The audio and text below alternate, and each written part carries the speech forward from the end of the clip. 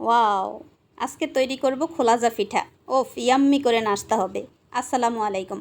আশা করছি সবাই অনেক বেশি ভালো আছেন। আমি তো আলহামদুলিল্লাহ আলহামদুলিল্লাহ আলহামদুলিল্লাহ। নতুন আরেকটা ভিডিওতে সবাইকে ওয়েলকাম জানাচ্ছি। সকাল সকাল ঘুম থেকে উঠেই নাস্তার প্রিপারেশন হচ্ছে খোলাজা পিঠা দিয়ে গরুর মাংস।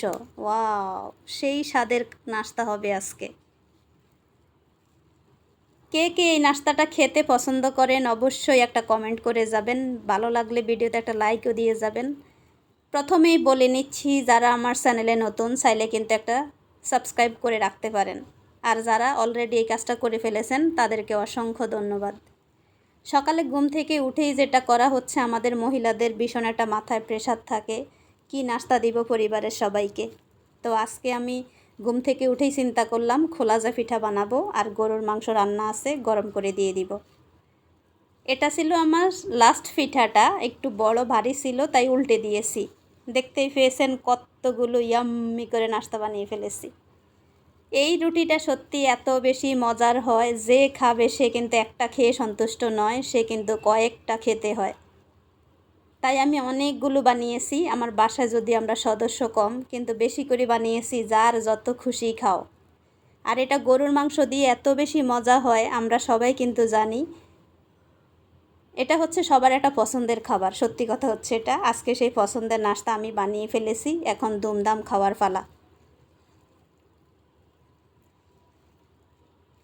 নাস্তা খাওয়ার পরে যেটা হয়েছে দেখতেই পাচ্ছেন, হাতে একটা ডিভাইস। এই ডিভাইসটা 5,000 টাকা দাম দিয়ে সকালে অনলাইনে অর্ডার করেছিল 3 দিন আগে।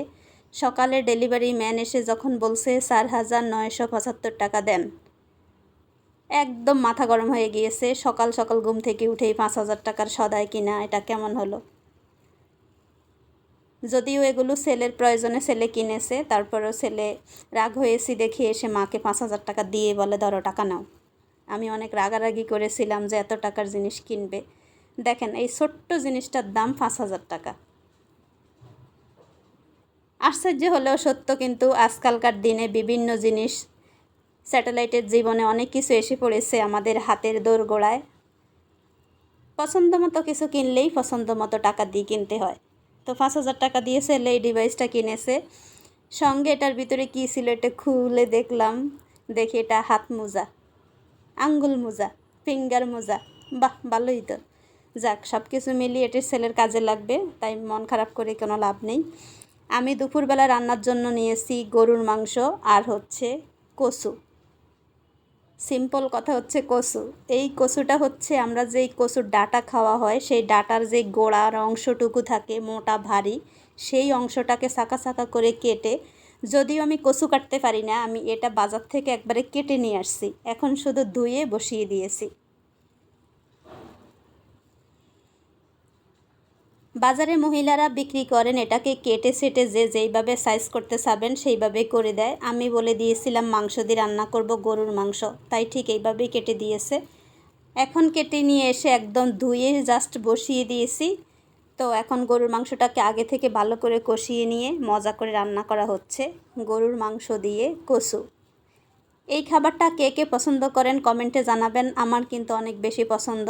যতই আমি গরুর মাংস পছন্দ করি, তা গরুর মাংস দিয়ে যা কিছুই রান্না করব সব কিছুই পছন্দের। খাবার দাবার শেষে আমি বেরিয়ে পড়লাম। যদিও মন খারাপ থাকে, তারপরও ব্যস্ততার বেড়ে হারিয়ে যেতে হবে, এটাই সত্য কথা। প্রত্যেকটা মানুষেরই ব্যস্ত লাইফ কাটছে। আজকের দিনটা কেউ অবসর নেই, সবাই সবার মতো ব্যস্ত লাইফ কাটাচ্ছে, আমিও তার ব্যতিক্রম নই। দেখতেই পাচ্ছেন সকাল সকালে একদম সব কাজ ঘরের শেষ করে, রান্নাবান্না শেষ করে, তারপর বাহিরে এসে দেখি ভীষণ একটা জ্যামের মধ্যে পড়ছি। এই জ্যামের মধ্যে পড়েই মনটা খারাপ হয়ে যায়, যে কোথাও আমরা যখন যাব, আসলে এট এ টাইমে স্কুল অফিস সব একই সঙ্গে 10টায়, তাই একদম কঠিন জ্যাম থাকে রাস্তায়। যাই হোক, সবাই সবার ব্যস্ত লাইফে বিজি হয়ে যাক, আমিও বিজি হয়ে গেলাম। আজকের এই পর্যন্তই ভিডিওটা। সবাই অনেক বেশি ভালো থাকেন। আল্লাহ হাফিজ, আসসালামু আলাইকুম।